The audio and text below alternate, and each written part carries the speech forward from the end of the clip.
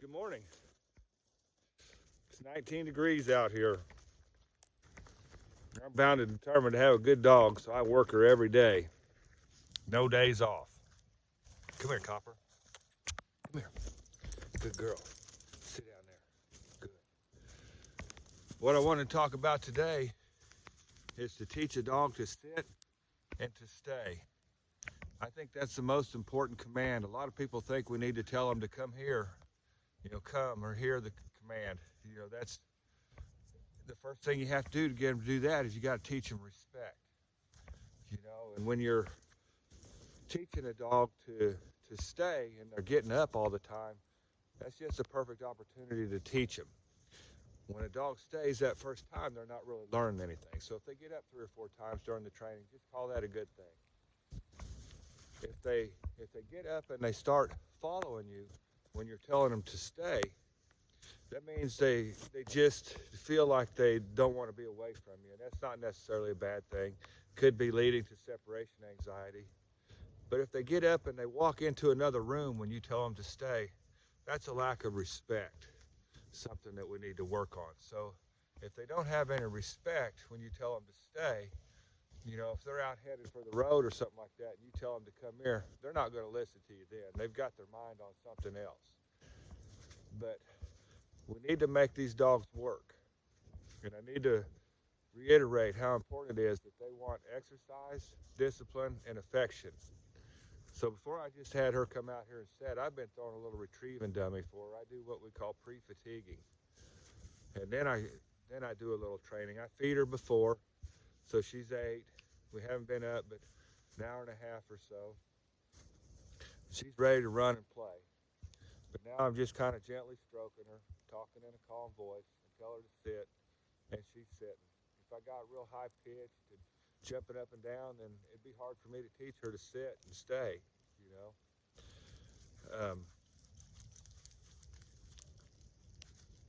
Yeah, she's a good girl. So pre-fatigue them first, Don't just jump out of bed, especially a dog like a Border Collie or German short hair or a Labrador Retriever, or these dogs that are high energy. Don't jump out of bed in the morning and think you're going to get them to sit and stay.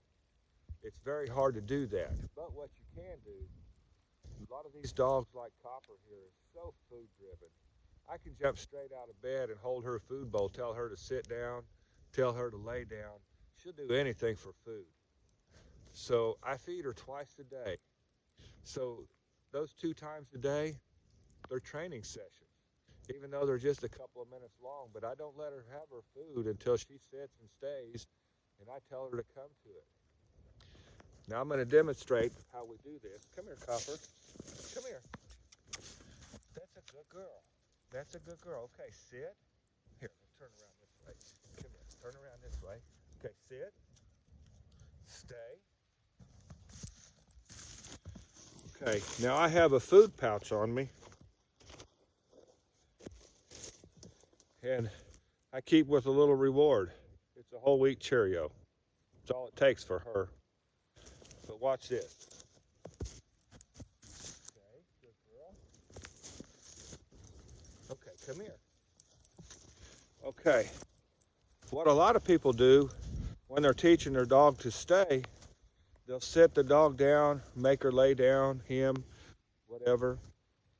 And they make them lay down and they may move 10 feet away and that dog stays. You notice what I did there? I walked over to her and rewarded her instead of calling her to me.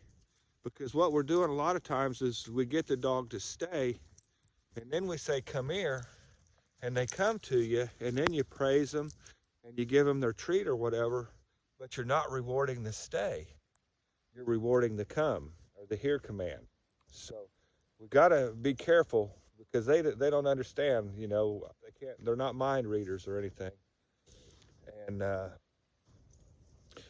teach the command to come, if you have 2 people, if you can get in the hallway, and each one of you have a little bag of Cheerios or a treat that's enough to motivate them, you can make them take turns. And in the hallway, there's no distractions. They have to come to you. They can't run into the dining room and get under the table or under the coffee table in the living room. They have to come to you.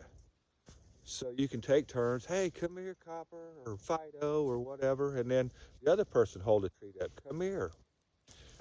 That motivates that dog whenever it hears the here command or the come command. That puts a good impression in its mind.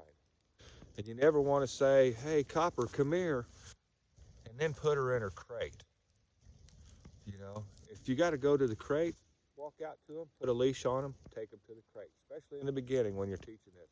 You don't want the come command or the here command to be associated with anything negative, you know. And if they don't come to you, you can't run out there and beat the hell out of them, you know, because then they're going to think, wow, you know, every time he comes up to me, he's going to beat the hell out of me. Why do I want to walk over there to him? So remember, I tell her to sit. Sit. Sit down. Good girl. Lay down. Down. Come on. I know it's cold. Down. Down. Good. Stay. Stay. She's cold, so she doesn't really want to stay down. Down. Down. Down. Down. Good. Stay. Stay. Wait. Okay, come here. Now, there was another command I put in there just now, which is wait. The stay command is followed by motionless activity. She's just going to lay there. The wait command is followed by a motion. Come here, go there, get this, whatever, you know. So that's another command you want to teach.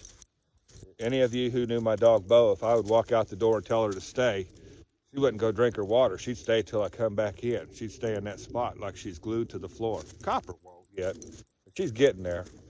If I walk out the door for a couple of minutes, I'm liable to find her in the bed when I come home, you know.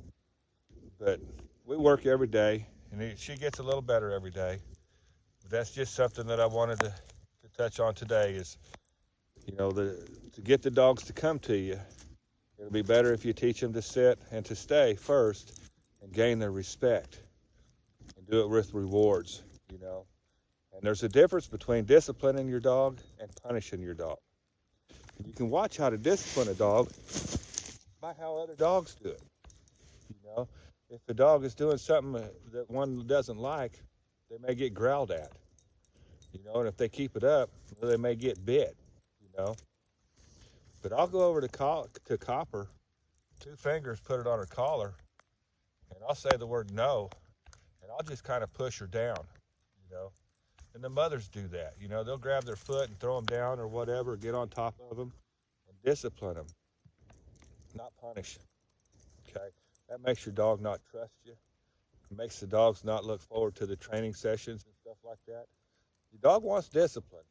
They want direction. They want you to be the alpha because they're a pack member. They come from wolves.